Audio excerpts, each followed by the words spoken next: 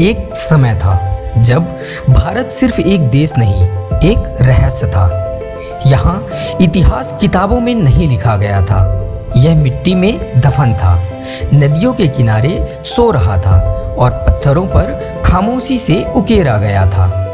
लेकिन सवाल ये था, क्या भारत का अतीत वैसा ही है जैसा हमें बताया गया?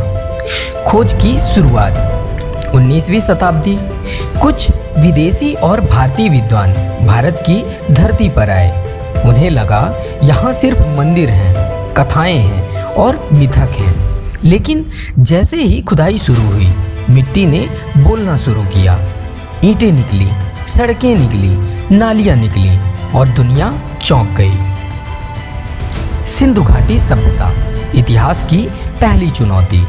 हड़प्पा, मोहनजोदड़ो ऐसे शहर जो यूरोप से भी पहले शहरी योजना जानते थे। सीधी सड़कें, पक्की नालियाँ, मानक ईंटें। लेकिन कोई राजा नहीं मिला, कोई युद्ध का निशान नहीं मिला। तो सवाल उठा, क्या भारत की सबसे प्राचीन सभ्यता शांति पर आधारित थी? इतिहास ने पहली करवट ली। वैदिक काल, शब्दों में बसी सभ्यता। खुदाई के साथ साथ एक और खजाना सामने आया, शब्दों का खजाना। ऋग्वेद, सामवेद, यजुर्वेद, अथर्ववेद, जहाँ इतिहास पत्थर पर नहीं, स्मृति में सुरक्षित था। खगोल विज्ञान, गणित, दर्शन। जब दुनिया धरती को सपाट मान रही थी, भारत समय और ब्रह्मांड पर सवाल पूछ रहा था। मौर्य और गुप्त काल, स्वर्ण युग की परछाई। अशोक के शिलालेख, बुद्ध की शिक्षाएं, गुप्तों का विज्ञान, शून्य, दशमलव, आर्यभट्ट की गणनाएं।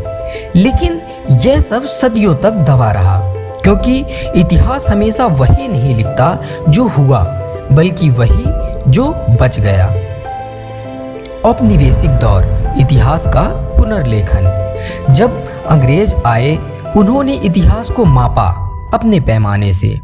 कुछ को बढ़ाया, कुछ को छोटा किया और कुछ को भुला दिया। लेकिन भारतीय इतिहास इतना कमजोर नहीं था। आधुनिक खोज, विज्ञान बनाम मान्यताएं, radio carbon dating, DNA study, उपग्रह चित्र। आज भारत का अतीत किंवदंती नहीं, प्रमाण बन चुका है। सरस्वती नदी के निशान, डूबे हुए द्वारका के अवशेष, प्राचीन खगोल वेधशालाएं। इतिहास फिर से जाग रहा है। सच क्या है?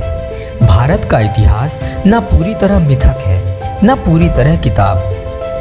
यह एक सतत खोज है, जहां हर उत्तर नया सवाल पैदा करता है। भारतीय इतिहास पत्थरों में नहीं, सिर्फ ग्रंथों में नहीं, यह खोज में जीवित है।